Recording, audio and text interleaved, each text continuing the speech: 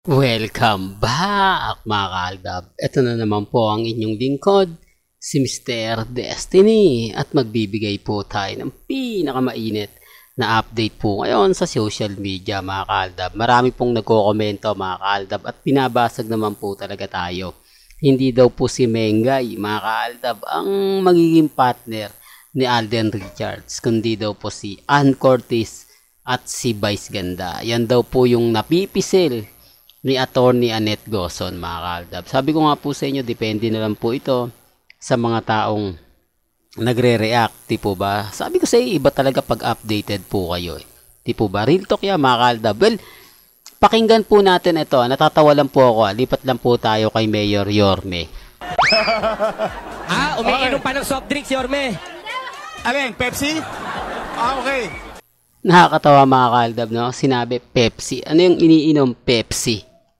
Hindi niya sinabing Coke, no? Simpleng pambasag lang po sa TBJ, mga kaaldab. Simpleng, kumbaga, lumalaban na nga po si Yorme sa TBJ, mga kaaldab, no? Medyo nagpaparinig na rin siya. Hindi katulad ng dati, mga kaaldab. Medyo may sabihin na natin na tumatapang na si Isko Moreno, mga kaaldab, para batikusin o magpahabs na naman po sa TBJ. Medyo sinasabing tumatagal na daw po. Although, kumbaga nagkakaroon na nga po raw ng sungay mga kaaldab, kaya tumatapang na. Hindi naman porket sinasabing ganon. Ibig kong sabihin, lumalaban na nga rin po raw ng mga patutsada si Mayor Yorme. Di po ba? Pero dito tayo kay Alden at kay Mengay. Pero bago tayo magsimula at bago natin ituloy itong pinakamainit na update po natin sa social media, kung bago ka lang sa channel na to at isa kang true-blooded Aldab Nation na nagmamahal po kina Mengay at Isoy, tama po ang channel na pinuntahan mo, kaya consider na po kitang bagong subscriber. At huwag mong kalimutang i-share ang mga video po natin sa mga mami, sa mga titas at sa mga senyor. Alam niyo po ba mga kaaldab na halatang halata naman po na bitter sila? Dahil kumbaga pag umingay nga naman daw po kasi ang tambalang Mengay at Alden at mag-trending po ito sa social media, papabor nga po raw sa Aldab Nation. Yung tipong pag-uusapan, pagpepiestahan, di po ba? Sinasabi ko lang po ito para lang po sa kaalaman ng lahat, para lang po sa mga dumadaan at bumibisita sa channel natin, na malaki po talaga ang takot nila sa Aldab. Malaki po talaga ang takot nila na magsama muli sila Mengay at Isoy. Di po ba? Hindi ko pa naman po ito ina-update o sinasabi ko lang po na sa kabilang istasyon nga po raw kukunin o sinasabi natin sa TV5 o ABS-CBN kukunin. Lumutang po agad-agad mga kaaldab ang pangalan ni Vice Ganda at ni Ann Curtis.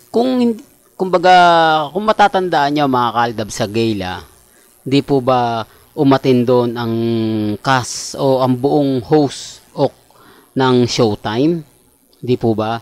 Na nagkita-kita nga po si Alden Richards at si Vice Ganda at syempre si Ann Curtis. Di po ba? At sinabi nga po doon ni Alden Richards na gusto niya makakatrabaho si Ann Curtis.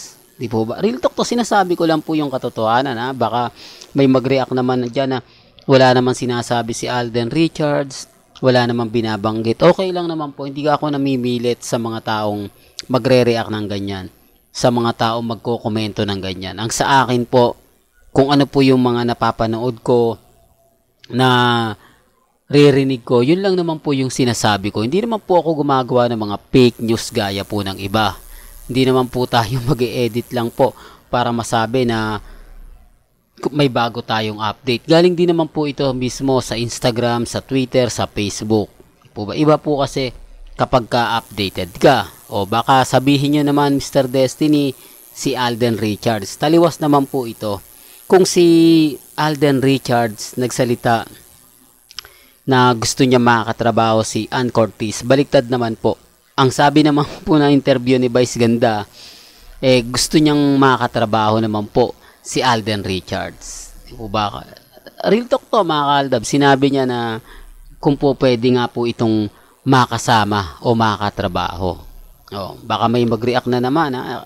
Siyempre mga kaaldab, alam niyo po ba lagi akong binabatikos? Hindi sa baka sabihin nyo, hayaan nyo na yan sa Instagram o sa YouTube channel ko. Hindi po sa Facebook. Doon po ako binabatikos. Yung page natin na My Destiny's Vlog. Doon po ako binabatikos. Ang daming comment.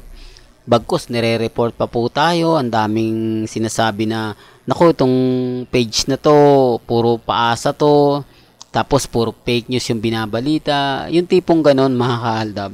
Nagtataka ako, paano ako nagiging fake news kung yung mga binabalita ko naman po, talagang umaayon naman po at galing naman po mismo sa bibig nila Alden Richards, di po ba, Vice Ganda.